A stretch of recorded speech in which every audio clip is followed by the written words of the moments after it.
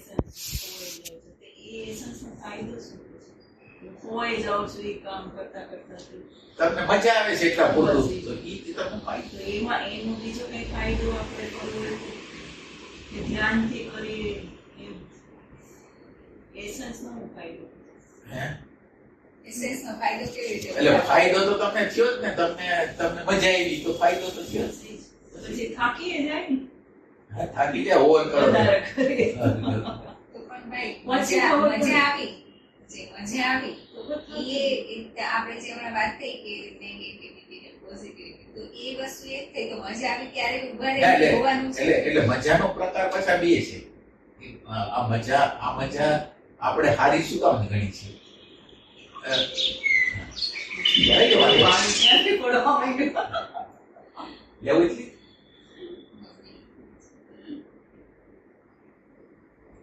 પાણી કરતું બધા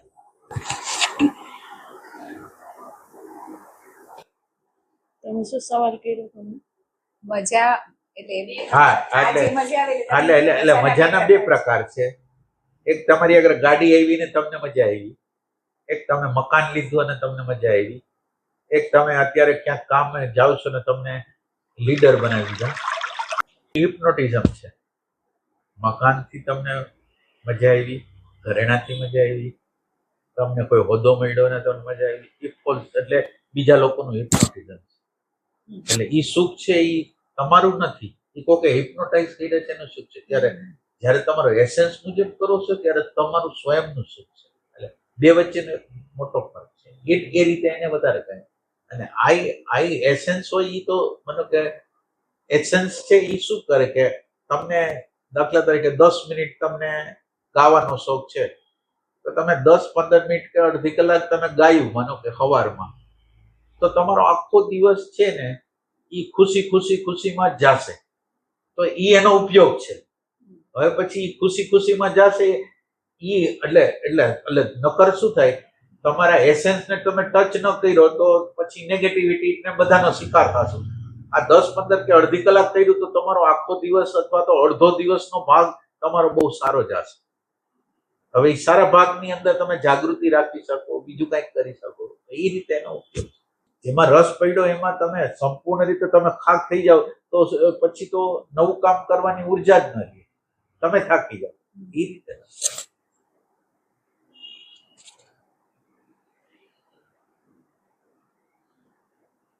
કારીગરો થોડી વાર કામ કરતા ચા પી લે કેમ કે હવે અમારે કામ હાલશે ફાસ્ટ, એવી રીતે આનો ઉપયોગ કરો.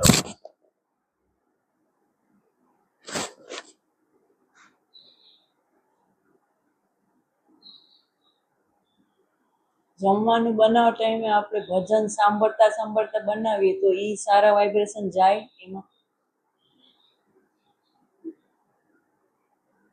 કારણ કે હું એવી રીતે હું ઘરે એમ કરું છું ને એટલે હસી. એટલે હું તો પેલી વસ્તુ ઈ કહું છું કે બધું પછી કરજો, પેલા તમારી પ્રેઝન્સ હોય છે કે નહીં, પછી તમે જે કરવું એ કરજો, પછી તમે ભજન ગાઓ કે પણ તમારી હાજરી જ નથી તો શું? ના એટલે પકાવતા હોય ને ત્યારે ઓલા મોબાઈલમાં ભજન ચાલુ કરું, મોબાઈલમાં અને એ સાંભળું. પણ ઈ તમને હું એમ જ કહું છું, મોબાઈલમાં ભજન આવે છે, હા, તમે તો ક્યાં જ છો. એટલે મન કે વિચારો ક્યાંક જુદે જ ચાલે છે એમ. કે સાંભળતી નથી પણ મન ક્યાંક બીજે છે. હવે તમે વિચાર કરો, મોબાઈલનું ભજન ભોજનમાં જશે. આપણે ધ્યાનથી સાંભળતા હોય અને ધ્યાનથી સાંભળતા પકાવતા હોય તો ન બને. ના, એટલે હું તમને એમ કહું છું બનતું જ નથી. એટલે તો એટલા માટે પેલી શું થાય, વાસ્તવિકતા ઉપર તમે આવી જાઓ ને, વાસ્તવિકતા ઉપર આવી જાય ને, પ્રેઝન્ટ મોમેન્ટ કોઈને ગમતી જ નથી. એટલે ભાઈ એ ભજન સાથે આપણે ઓતપ્રોત થઈ ગયા હોઈએ અને એ વસ્તુ કરતા હોઈએ, ઓતપ્રોત થઈ ગયા હોય તો બરાબર. પણ ભજન એની જગ્યાએ ચાલતું હોય, કામ એની જગ્યાએ ચાલતું હોય, મન ક્યાંક બીજે ચાલતું હોય તો એનું કઈ અસર નથી. પણ એની સાથે જોડાયેલા હોઈએ તો ખરી તો એના વાઇબ્રેશનો ફેલાય. વાઇબ્રેશનો ને તીવ્રતા ભાવથી મળે. આપણો ભાવથી વાઇબ્રેશન, મતલબ એક સામાન્ય વિચાર હોય નેગેટિવિટીનો કે ઓલા આમ કર્યું હતું, એની અંદર બહુ જોર ન હોય, પણ જેવો આપણને એની અંદર નેગેટિવ થોટ, એટલે એ વ્યક્તિ આપણી હારે જે બિહેવિયર કર્યું અને એનો યાદ આવે અને અંદર તીવ્રતા પકડી લે ને, એ ફેલાઈ જાય. હા. એટલે સારો ભાવ આપણે રાખ્યો હોય તો એ વધારે અસર કરે. સારો ખરાબ સારો. બે ભાવ ફેલાતા હોય. સારો ફેલાતો હોય, તો જો સારો તીવ્ર હોય ભાવની તો સારી અસર આવે ને આપણે. હે?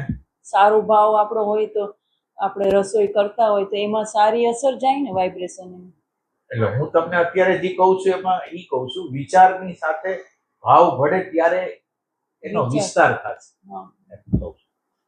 आप जो बोल रहे हो वो एक भाव, एक विचार पकड़ने वाली बात हो गई, नेचुरली अंदर से आने वाला भाव नहीं रहा कि आप एक चीज को पकड़ के रख, तो इसी लोકોને કેવું કે આપણે રોક રોક થઈ ગયા કોઈ ભજનમાં, અને પછી જમવાનું બનાવો તો આ જમવાનું બનાવવાનું તો ઈ મેકેનિકલી હાથ હાલે છે એવું નથી, કારણ એકચ્યુઅલી હ્યુમન્સ મલ્ટીટાસ્ક ના એટલે ભાવ એવો રાખવો જોઈએ કે જમનાર ભગવાન છે અને એને જમાડવા છે, ઈ ટાઈપનો ભાવ. બાકી તમે માનો કે ઓલો ફિલ્મનો ભાવ છે, ફિલ્મનું જે ગીત ગાય છે એનો ભાવ છે, ઈ અહીંયા એમ યુઝફુલ નહીં થાય. તમે અત્યારે જેના માટે બનાવો છો એના પ્રત્યે તમને ભાવ છે. ઈ ટાઈપનું. એક સમયે એક જ વસ્તુ કરવી જોઈએ, હા. પ્લે નહીં કરવી જોઈએ. કારણ કે ઓતપ્રોત થઈ ગયા હોય તો ઓલું બનાવવામાં પછી દિમાગનો ઉપયોગ કેવી રીતે થાય? દિમાગ તો એની રીતે હાલતું હોય. તમારી હાજરીની એટલી જરૂર ન હોય. તમે રસોઈ કરતા હોય ને, તમારી હાજરીની એટલી બધી જરૂર ન હોય. એ મિકેનિકલ થતું હોય. તો બધી વખતે ભાવ આપણે એવો રાખીએ કે ભગવાન માટે બનાવવું છે, પછી જે પણ ખાય એ બધાની અંદર ભગવાનની હાજરી છે એમ. ના, એટલે હું એમ નથી કહેતો, હું તમને પેલા એટેન્શન રાખવાનો હોઉં છું. એટેન્શન જ્યાં લગી નહીં આવે ત્યાં લગી ભાવ નહીં આવે. ના, એટલે ભાવનો જન્મ એટેન્શન વગર નહીં થાય. એટલે હવે તમે ભાવ ઉપર પેલો ફોકસ ન મૂકો, એટેન્શન ઉપર ફોકસ. આપણે આ રવિવારે ઓલું દ્રષ્ટાંત આપ્યું હતું ને કે એક હસબન્ડ છે, ઈ ટીવી જોવે છે, ઓલી લેડીઝ છે બિચારે છોકરાને હાચવે છે, રસોઈ કરે છે, અને એમ કે છે પાણીનો ગ્લાસ આપ. ઈ શું કામ કહે છે? એની આગળ એટેન્શન નથી. એટેન્શન નથી એટલે સેન્સિટિવિટી નથી. સેન્સિટિવિટી નથી એટલે ભાવ નથી. એટેન્શન અત્યારે ગયું તો એને ખબર પડી કે આ છોકરીને બિચારું ધ્યાન રાખે છે, ભણાવે છે, આ બાજુ રસોઈ કરે છે, અને હું અત્યારે એને પાણી મગાવું છું, તો આ ન કરે. તો સેન્સિટિવિટીનો જન્મ એટેન્શન થ્રુ. એટલે એટેન્શન જેની આગળ ન હોય એને સમજવાનું, કોઈ દિવસ બોલવાનું જ નહીં કે ભાવ છે. આ વસ્તુ એક વસ્તુનો આપણે વિભાગીકરણ થયું કે આપણે જે તમે કહો છો કે એવું ભાવ રાખવું જોઈએ, એ ભાવ એકચ્યુઅલી નેચરલી સાક્ષાત્કારના કેસથી એ નેચરલી આવ્યું છે, અને જે નોર્મલી આપણે એમ કે ભાવ ક્રિએટ કરી છે. हाँ वो है कि वो वैसा इंटेंशन आप रख रहे हो पर पहला फर्स्ट स्टेप ના, એટલે સાચું સ્ટેપ છે. એટલે હાજરી દ્વારા સંવેદના કહે છે. તમે જેવો હાજર રહ્યો ને, સંવેદ. સમ એટલે સરખું, વિદ ઉપરથી, વિદ એટલે જાણવું. વિદ શબ્દ છે એ આપણે સંસ્કૃતનો છે, જાણવું. એટલે જેવું છે એવું જાણવું. સંવેદનાનો અર્થ છે જેવું છે એવું જાણવું. જેવું છે એવું જાણવા માટે તમારી હાજરીની જરૂર છે, એટેન્શન. એટલે જેવું છે એવું જણાણું એટલે આપણને ખ્યાલ આવ્યો. માનો કે અત્યારે જેવું છે, દાખલા તરીકે ઘરની અંદર કોઈ વ્યક્તિ ગૂંચવાયેલો છે, એટલો બધો ગૂંચવાયેલો, અડધી કલાકથી ગૂંચવાયેલો છે, ને આપણે આપણા કામમાં છે. હવે આપણને આપણું એટેન્શન ગયું કે આ બિચારો અડધી કલાકથી બિચારો કરે છે. હવે એ સેન્સિટિવિટીનો જન્મ કેવી રીતે થયો? તમને ખ્યાલ આવ્યો કે અડધી કલાક આપણું ધ્યાન એના બાજુ ગયું કે અડધી કલાક કે આમાં શું મદદ કરી આપું તમને, આ વસ્તુ બિચારા, તો આમાં શું થઈ શકે આપણાથી? તો એ સંવેદના છે. જ્યારે અત્યારે જે જરૂરિયાત છે એ કરે છે.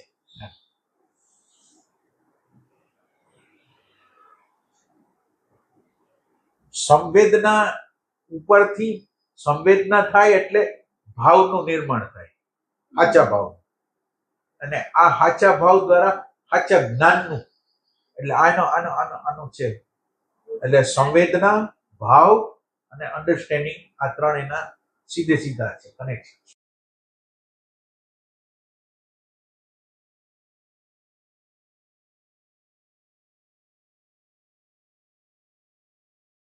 એટલે સંવેદના હોય એટલે ઓટોમેટિક એટેન્શન આવી જાય ને એટેન્શન આવે એટલે ભાવ આવવાનો જ છે. ના, એટેન્શન આવે એટલે સંવેદના આવે.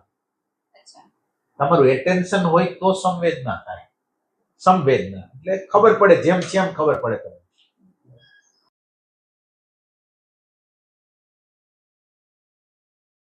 યાંત્રિક રીતે થઈ જ જતા હોય, જેમ કે વાસણ ચડાવવા છે કે હા તેવું.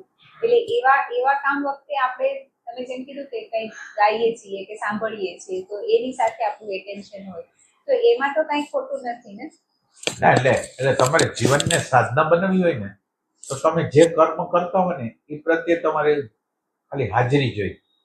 તમે માનો કે તમે આમ ચડાવો છો, એટલે તમારું ધ્યાન ઠામ ચડાવવામાં છે, પણ એ ઠામ ચડાવવાનું કામ તમે કેવી રીતે કરો છો? હા, એ બરાબર છે. ના, એ ખબર ન હોય. તમે પૂરું કરવા માટે કરો છો ના, એટલે તમે અંદર ના, એટલે આપણે આ બધી વસ્તુને ફ્રી કરશો ને ત્યારે આપણને મજા આવે એવું કાર્ય થવાનું છે. એટલે હું સમજુ છું, કારણ કે નાના હતા ને ત્યારે એવું એક સમજમાં આવ્યું છે કે થાળી તમે આમ મૂકો અને આમ મૂકો એમાં ફેર છે. એટલે એ એટેન્શન થી, એટલે મીન્સ આપણી અંદર જે ભાવ હોય એમાં આવી જાય ઓટોમેટિક કામમાં. એમાં આમ કરીને મૂકીએ ત્યારે આપણી અંદર કેટલું તોછડાય કે ગુસ્સો કે ભર્યું છે એ ખબર પડી છે. અને શાંતિથી આપણે મૂકીએ છીએ તો એ આપણને ખબર પડે છે. એની અંદર એક સોશિયલ છે અને એક્ચ્યુઅલ છે, એટલે પછી બે વસ્તુ. એટલે બધી સૂક્ષ્મતા તમે જે જગ્યાએ હોય ને એ જગ્યાથી વધારે સૂક્ષ્મ થયા. એટલે સોશિયલ ને એક્ચ્યુઅલ એટલે સોશિયલ એટલે સોસાયટીના આપણને એક સંસ્કાર આપવામાં આવ્યો. કોઈ વ્યક્તિ બેઠું હોય તો એને આદરથી આપવાનું, એટલે એ આદરથી આપવાની વસ્તુ છે એનું હિપ્નોટાઇઝ હોય. અને બીજું, તમે પ્રેઝન્ટ મોમેન્ટમાં રહ્યો છો અને પ્રેઝન્ટ મોમેન્ટ બોલે છે એ પ્રમાણે તમે હાલો છો તો એક અલગ વસ્તુ. પ્રેઝન્ટ મોમેન્ટ બોલે એટલે મન બોલે એમ. એટલે પ્રેઝન્ટ મોમેન્ટ તો થોડી દૂરની વાત થઈ ગઈ ને. પેલા તો એટેન્શન રાખવું પડે ને. એટલે એટેન્શન એટલે પ્રેઝન્ટ મોમેન્ટ તો થઈ. એટેન્શન એટલે તમે હાજર તો થઈ ગયા.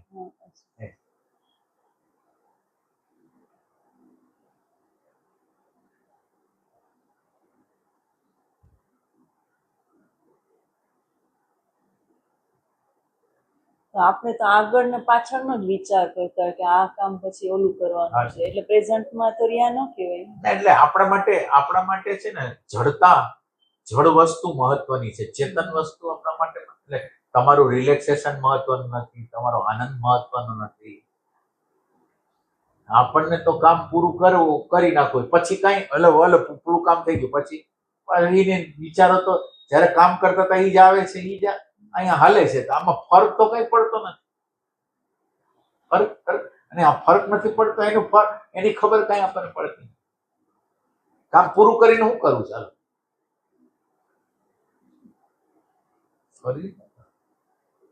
અત્યારે રિલેક્સ રીતે, શાંતિથી, આનંદથી, પ્રસન્નતાને અટકાવે છે એ પરિબળોને હું કાઢતો જાઉં. ખોટા પરિબળો છે ને એને કાઢતો જાઉં. મૂર્તિની અંદર પાણો હોય ને એમાં નકામા વિભાગને કાઢતા કાઢતા કેમ મૂર્તિ બની જાય, એવી રીતે.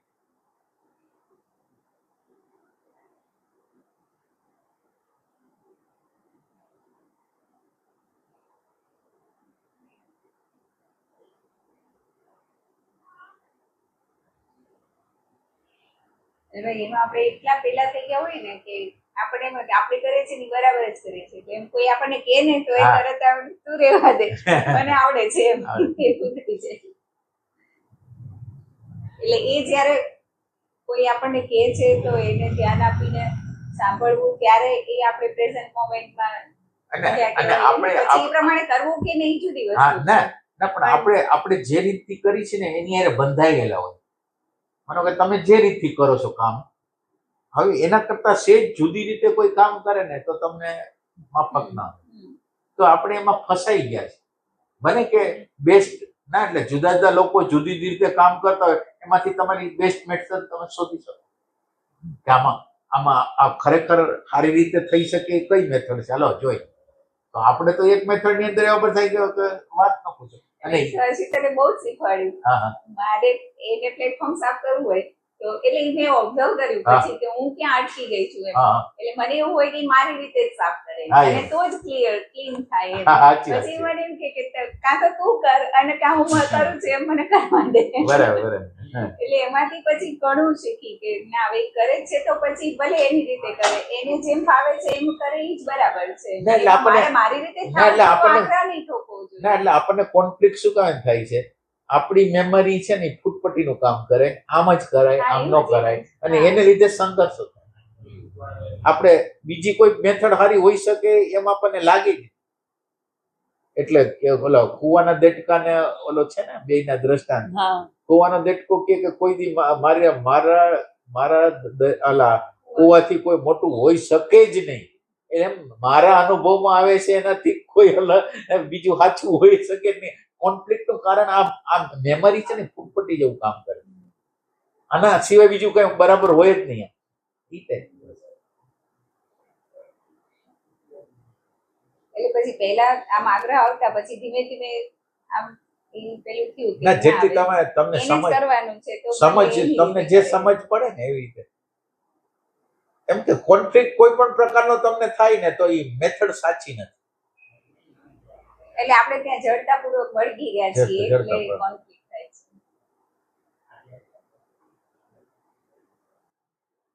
આપણે એમ લાગે કે આ મારી જે રીત છે એ વધારે સારી છે. આપણે એકવાર સામેવાળાને કહીએ કે આમ આ રીતે કરી જવું, આપણે એમ આપણું કંઈક એમ બીજાનું એમ લાગે કે એ બરાબર નથી, આ જે હું કરું છું એ વધારે સારું લાગે છે, એમ આપણે એમે વિચાર આવે ને. ના વિચાર એમ જ આવે. એમ વિચાર આવે કાં તમે માનો કે તમે રાંધો છો ને આ બેન પડકે ઊભા છે ને તો તમને થોડી ગીચગીચાટ થાય ક્યાંક આ ભૂલ કાઢશે તો તમને જો ઇન્ફિરિયરિટી કોમ્પ્લેક્સ સુપિરિયરિટી કોમ્પ્લેક્સ હોય તો તમે ફાઇટ કરો એની હારે. એમ ન હોય, આમ જ હોય. એટલે આ બધી વસ્તુ આમ હાઈલા રાખતી હોય. અને ઇન્ફિરિયરિટી હોય તો એમ થાય કે હા. હમણાં મને કંઈક કહેશે. હા એટલે હમણાં કહેશે કે તમે આ બરાબર નથી કરતા. એટલે પરિસ્થિતિ તો બેમાંથી એકેય સારી નથી. ના એટેન્શન હોય ને તો તમને ખબર પડે. માનો કે એટેન્શન તમારી અંદર ઇમ્પ્રુવમેન્ટ કરતું જાય.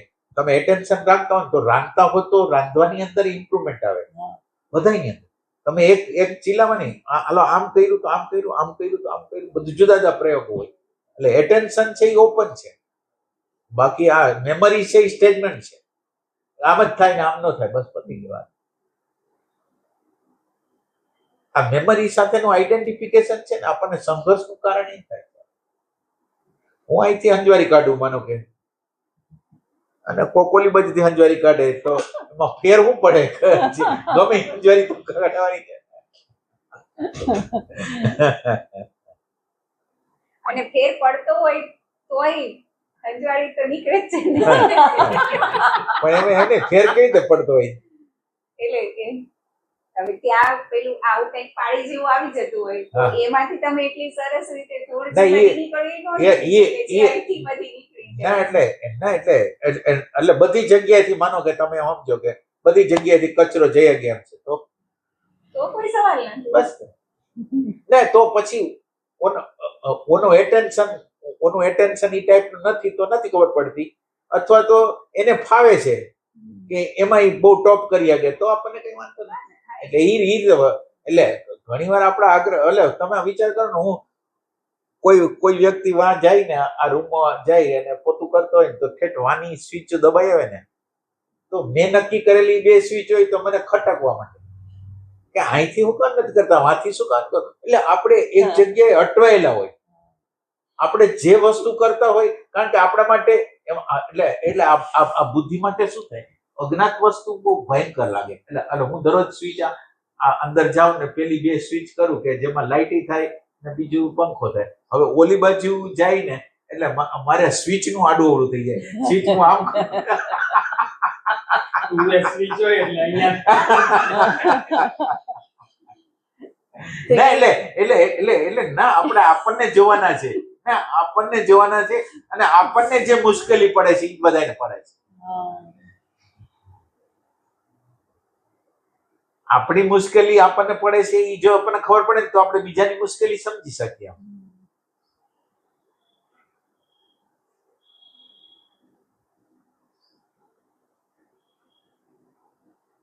પછી ઓલા તમે ખુરશી ઉપર દરરોજ બેહતા હોય તો એક ઉત્તર દિશામાં બેહતા હોય તમે માનો કે ડાઇનિંગ ટેબલ તો પછી ઈ જ જગ્યા પછી જો ઈ જગ્યાએ બીજો હોય તો થોડુંક અંદર અગટ થાળી ભાઈ થાળી હા થાળી આ થાળી મને ભાવે હમણાં ખાવા વાળી થાળી ખોવાઈ ગઈ છે હવે ગમે તે હાલે છે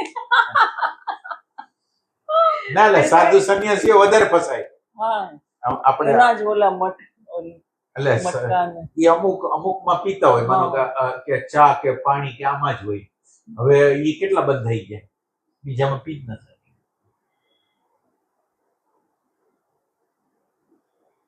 આ સ્પેશિયાલિટી બહુ સારી નથી. ફ્લેક્સિબિલિટી છે ને ફ્લેક્સિબિલિટી આમ હોય તો વાંધો નહીં આમ હોય તો વાંધો નહીં. આજે કેટલા લોકો લાગે કે મને આવું કરવું કમ્ફર્ટેબલ છે અને આ રીતે કરવું મને ફાવતું નથી, તો ઈ પણ એક રીતનું ના કમ્ફર્ટેબલ એટલે જ્ઞાત. હું જે રસ્તે જવા માટે ટેવાયેલો છું ને જ્ઞાત એટલે અજ્ઞાત વસ્તુ આપણને ડેન્જર લાગે છે.